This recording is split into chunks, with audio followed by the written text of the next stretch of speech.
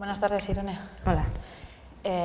Terminando de estudiar sexología, maestra de educación infantil, ¿qué hace una profe de así, con niños pequeños? Porque claro, infantiles de 3 a 6 años, ¿no? De 0 a 6. De 0 a 6 de todavía. 0 a 6. ¿Y qué hace una profe de niños de 0 a 6 estudiando sexología? Ya, mucha gente se podría echar las manos a la cabeza, ¿no?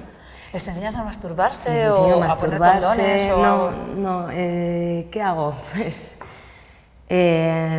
bueno, a ver, yo cuando hice la carrera sí que era algo que tenía en mente, porque cuando hablas de la evolución del niño, hablas de la evolución en las diferentes facetas y también pues, en su evolución intelectual, en su evolución de experimentación, pero sí que se me quedaba el mundo de la educación sexual no se trabaja en mi carrera, o sea, pero ni como asignatura ni como nada.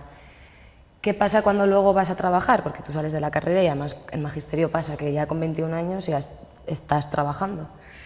Pues que te encuentras con una clase de 20 terremotos que están experimentando, y con... Yo personalmente además al hacer magisterio infantil sí que es verdad que trabajo más con niños de 3 a 6, o sea, a mí no me ha tocado trabajar con niños de 0 a 3 y con niños de 3 a 6 sí, entonces de 3 a 6 los niños experimentan, o sea, y además aprenden todo mediante el cuerpo, mediante los sentidos y mediante la imitación.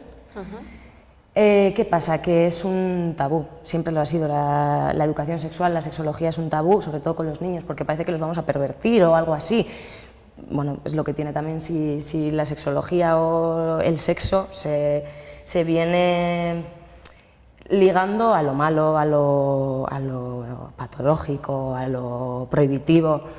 Pues ahora incluso me imagino que tendrás compañeros que tengan miedo de poder abrazar a un niño o una niña en clase o de poder darle cualquier tipo de muestra de afecto hacia ellos porque no piensen que es que a lo mejor están abusando, ¿no?, sexualmente de ellos. Sí, o sea, es que estamos ya en la paranoia de los abusos y puedes además leer un montón de artículos en internet que ahora, de estos artículos que además los venden como pedagógicos, de lo que se debe hacer y no se debe hacer, de qué muestras de cariño sí, de cuáles no, darle un pico a tu hijo, eso por ejemplo es un tema que se debate un montón ahora, ¿no? Darle un beso en los labios, que ahora dicen que no se debe porque es abuso, porque... ¿Os preguntan los padres cuando leen algún tipo de artículo de esos en cualquier redes sociales, en Facebook, en Twitter, que salen directamente este tipo de artículos, van a vosotros como profesionales, como especialistas y os dicen, es que yo no sé si debo besar a mi hijo y dónde debo de besarle?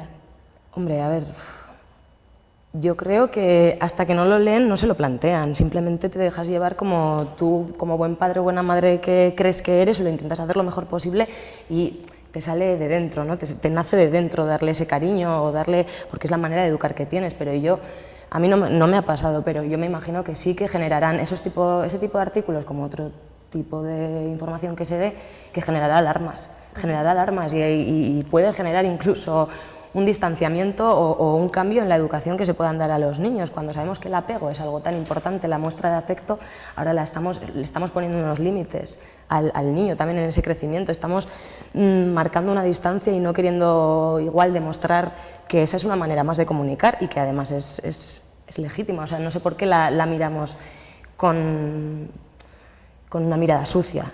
¿Qué es el apego y cómo podemos generar ese tipo de vínculos? Porque la gente no tiene claro, a veces utilizamos palabras que son tan técnicas que a lo mejor son muy comunes y frecuentes para nuestro uso diario, pero alguien dice, bueno, es que yo quiero hacer un buen apego, un buen vínculo con mi hijo. ¿Qué sería eso? A ver, hay que tener en cuenta que para un niño, o sea, el periodo de apego además es muy importante en los primeros años de vida. Hay que tener en cuenta que para un niño los primeros años de su vida es importantísima la familia, porque luego sí que se le abre más mundo, va a la escuela, conoce amigos, conoce otra gente, pero al principio solamente tiene de punto referencial sobre todo a los padres, también abuelos, también hermanos, pero sobre todo a ese vínculo más próximo familiar. Entonces, todo lo que va a aprender es lo que decíamos, lo aprende de ahí, el cómo se comunican, el cómo comunicarse, el cómo recibir afecto, el cómo sentirse querido, el cómo demostrar ese cariño, todo eso lo va a aprender de esas figuras que tenga. Entonces es súper importante que desde que nacen se les muestre ese cariño, haya libertad para darla. Fíjate que en eso podrá venir gente malintencionada, ¿no? Incluso voy a actuar un poco como de ese duende verde, ¿no? De maldad hacia ti.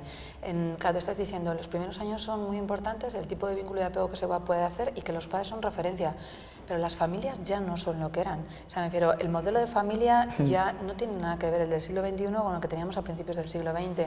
Ahora podemos encontrar familias en el que sean totalmente más, no sé, culturales, de decir hombre-mujer en el que están casados, hay un matrimonio, podrán estar que ni siquiera estén casados, mujeres solas, hombres solos, dos padres, dos madres. Bueno, ahora quizás el tipo de familias es múltiple y muy diverso.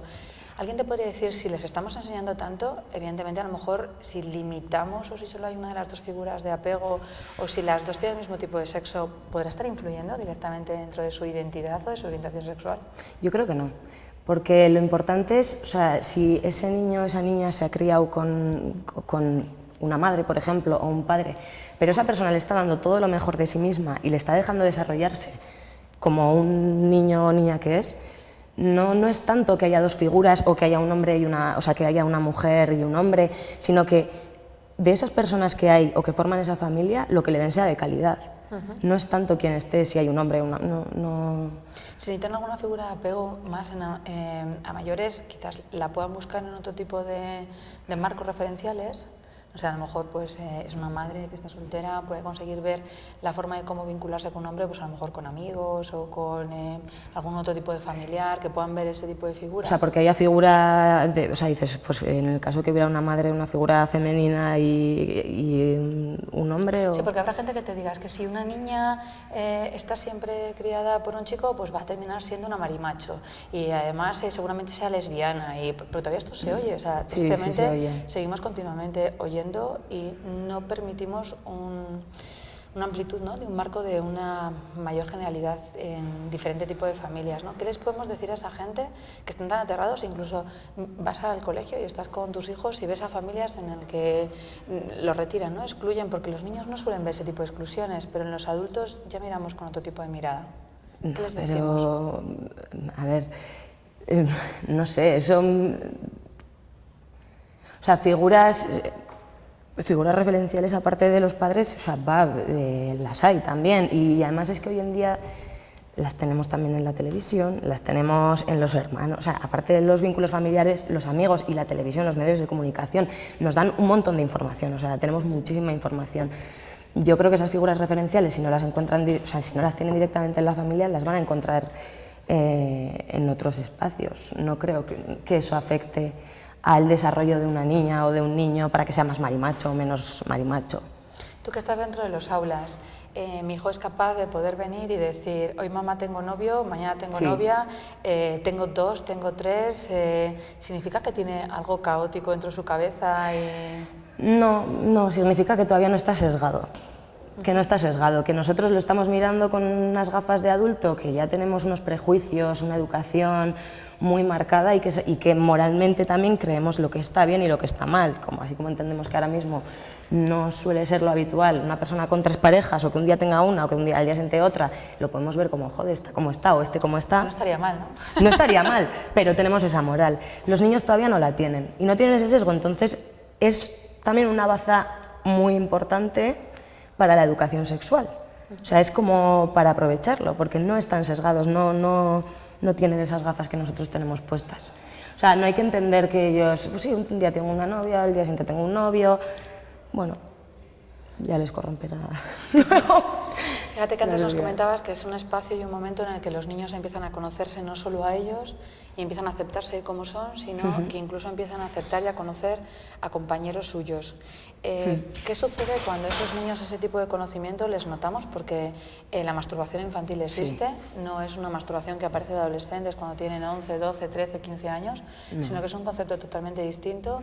¿Qué consejos podrías decirles a los padres o a las madres que nos están escuchando y que hayan visto en algún momento en el que sus hijos se masturban?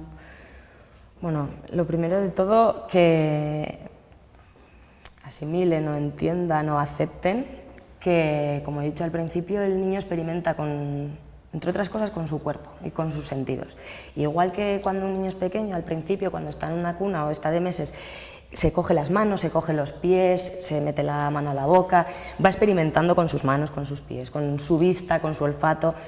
También experimentan con sus genitales, experimentan con todo el cuerpo y obviamente cuando descubren los genitales descubren que es algo que les produce placer y con eso van a ir descubriendo poco a poco también su erótica, qué es lo que les gusta, qué es lo que no. Yo creo que lo que no hay que hacer es prohibirlo, que muchas veces como nos echamos la mano a la cabeza diciendo ostras, este niño se me va a pervertir tanto que se está tocando, y además pasa mucho en profesores que no sabes cómo abordarlo, porque lo que tienen los niños es que como ya hemos dicho, y no están sesgados, no saben si eso lo tienen que hacer delante de todo el mundo o lo tienen que hacer, o sea, no tienen todavía ese concepto. Lo que tendríamos que decirles es que no pasa nada porque lo hagan, pero en su ambiente es más privativo, ¿no? Eso es. Eso es el consejo que yo les daría a los padres y madres que estén preocupados. Estoy muy contenta no solo de haberte tenido aquí, sino de que haya maestras de educación infantil que se atrevan a formarse, porque yo tengo clarísimo que cuando llegamos ya en adultos a veces las cosas están más difíciles de poder modificar, sí. Que solo vamos a poder hacer una ciencia de la sexología correcta, sustantiva, si empezamos a formar a gente desde que tienen 0 meses, sí. Porque ahí también les damos clase de sexo. Muchísimas gracias, Irone. De nada, a ti.